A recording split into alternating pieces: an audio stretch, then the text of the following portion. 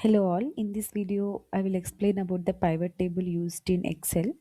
So basically why we use pivot table is to get the summarized data on the larger data sets. It will be more useful so that we can avoid the complex formula.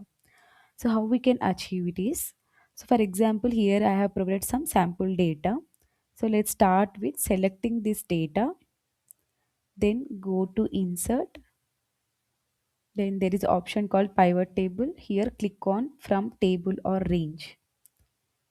So then it will select the range of the sheet what we have selected.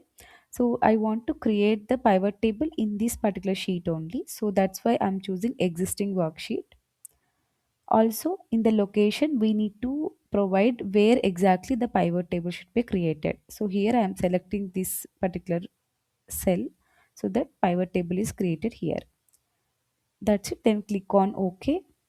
It will show, so the pivot table is created. It will show these fields which we can select for the pivot table data. Here I am selecting the month and then revenue. So it will show month wise grouped sum of revenue. The same way we can also choose cost. So like this we could see the